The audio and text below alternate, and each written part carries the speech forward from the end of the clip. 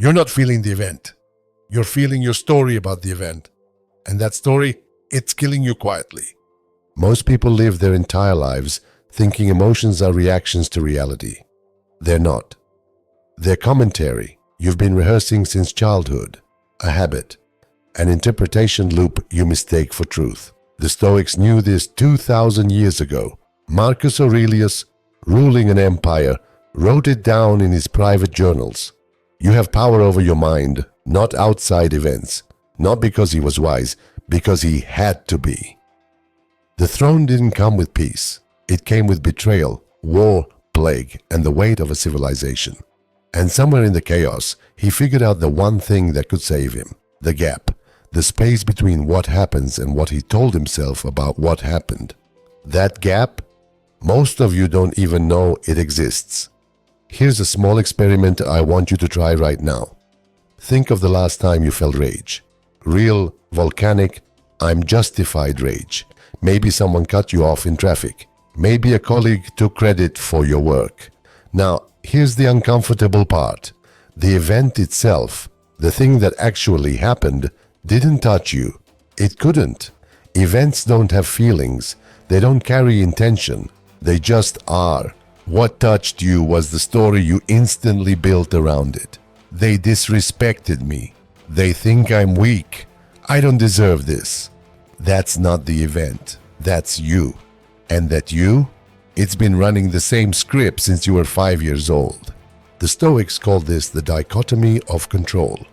Epictetus, a former slave turned philosopher, said it plainly. Some things are up to us, some things aren't. And the only thing truly up to us is our judgment. Not the traffic, not the colleague, just the voice in your head deciding what it all means. But here's where it gets dark. Most people never audit that voice. They obey it. They worship it. They let it ruin their day, their relationships, their decade, because it feels true. And if it feels true, it must be real, right? Wrong. Modern neuroscience backs this up in a way that would have made Marcus smile. Emotion isn't a one-step process. It's two. First, there's the stimulus, the raw data. Then, milliseconds later, your brain runs that data through a filter built from memory, expectation, and identity. That filter is where the emotion gets created, not discovered, created. You don't feel the stimulus, you feel the filter. And here's the brutal part. Most people's filters were installed by a version of themselves that no longer exists. A hurt kid, an insecure teenager, someone who learned that anger equals power, or that sadness equals love, or that jealousy equals proof you care. You're walking around with emotional software written by a child, and you're letting it run your life. Let me tell you about rage first, because rage is the easiest lie to believe. Rage feels productive. It feels like justice, like you're standing up for yourself. The Stoics called anger temporary madness. Seneca, who advised emperors and wrote extensively on this, said something that still stings. The greatest remedy for anger is delay. Because anger isn't a response to reality. It's a tantrum about reality not matching your blueprint. When you're angry, you're essentially saying, the universe owes me an apology. It doesn't. It never did. And it won't start now. Think about the last time you were genuinely enraged. Strip away the story. What's left? An event that happened. A moment in time. No villain, no victim, just physics. Someone said words. Molecules vibrated. Sound waves hit your eardrum. That's it. Everything else, the betrayal, the disrespect, the injustice, that's the commentary. You built that, and then you worshipped it. You spent hours, maybe days, feeding it, rehearsing what you should have said, imagining confrontations, telling friends who validated you. Each retelling made it more real, more justified, more righteous. And the whole time, the event itself was just sitting there, neutral, quiet, not caring.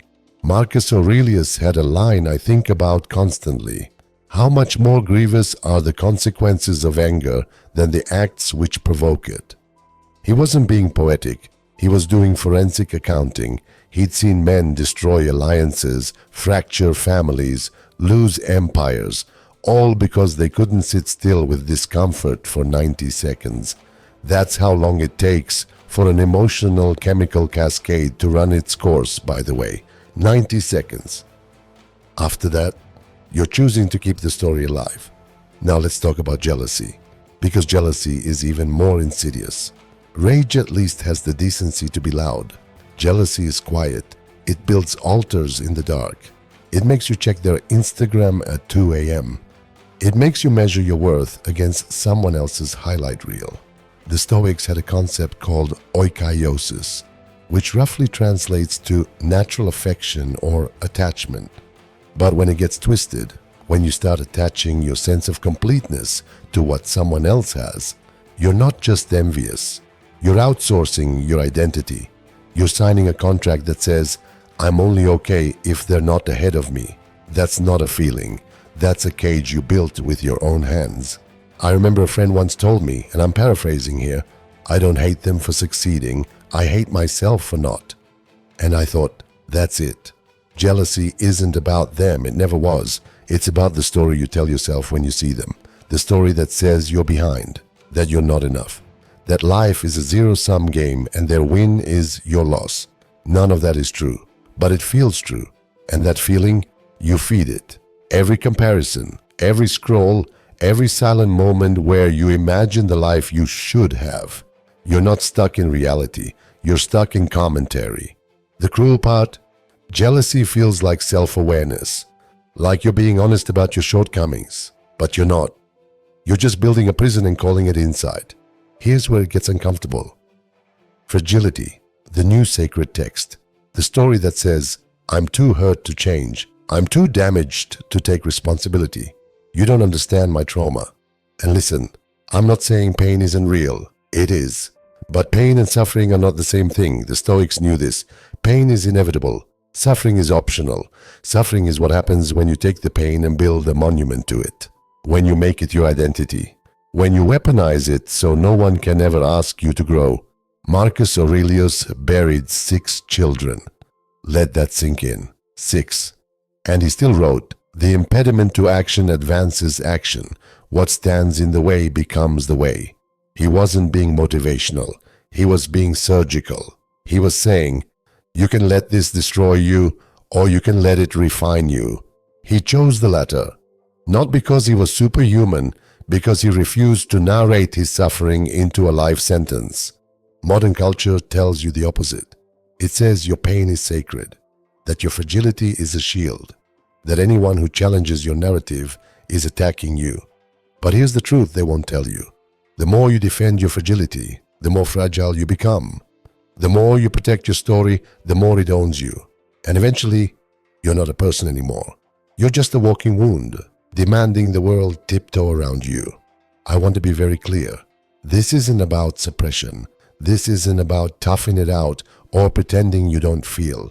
The Stoics never said emotions don't exist. They said emotions aren't commands. You feel anger? Fine, note it, but don't obey it. You feel jealousy? Acknowledged, but don't let it dictate your next move. You feel fragile? Valid, but don't let that fragility become your entire identity, because the moment you do, you've handed over control, not to the event, to the story. So here's what I'm asking you to do. It's simple.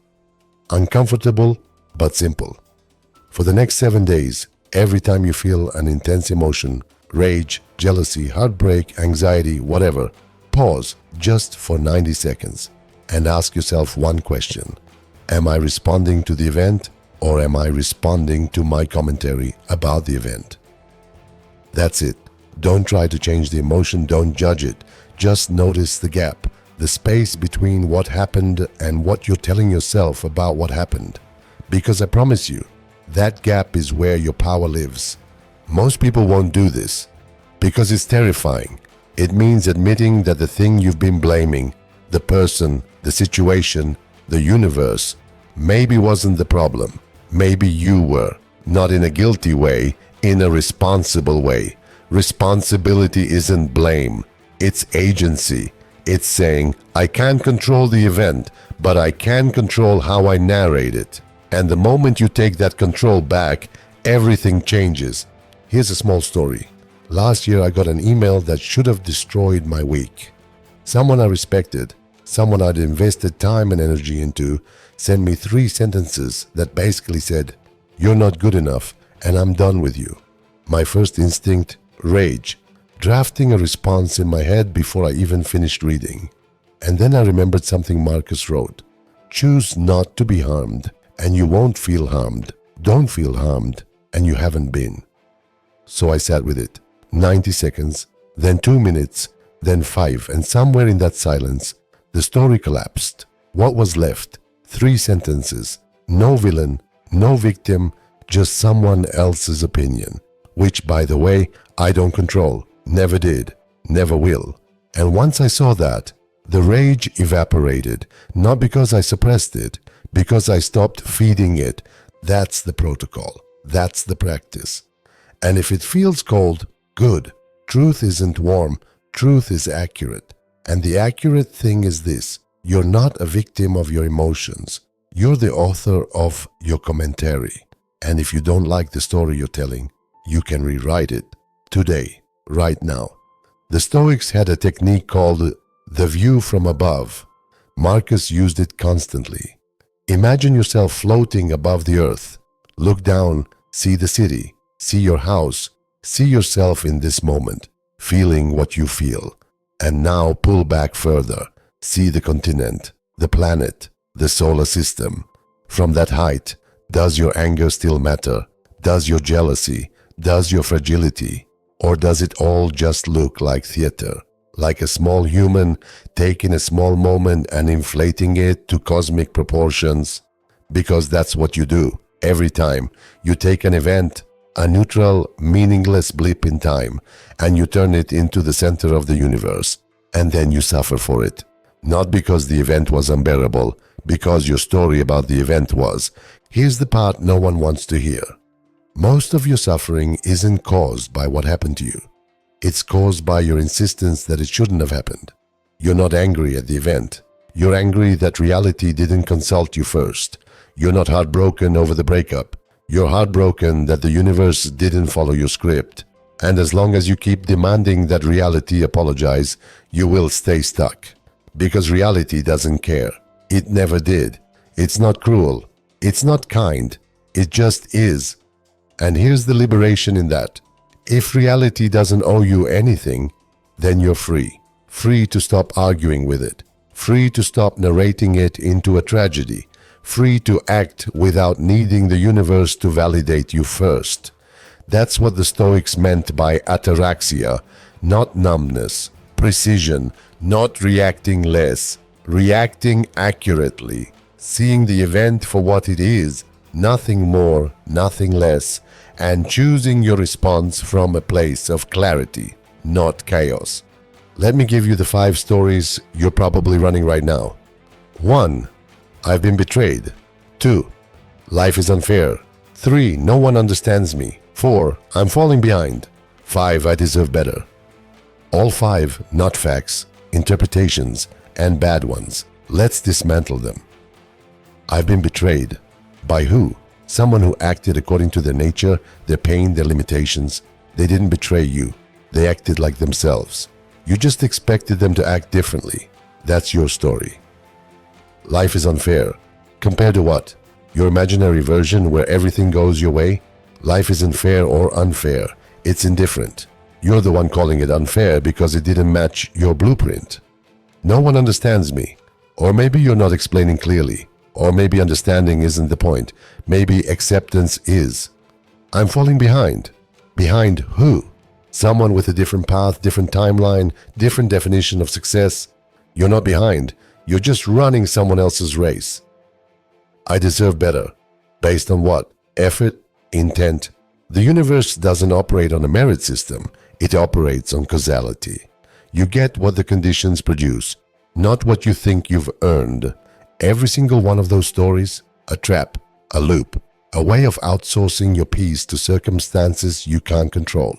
And as long as you keep running them, you'll stay stuck, not in the event, in the commentary. So let's bring it back. You're not feeling the event. You were never feeling the event.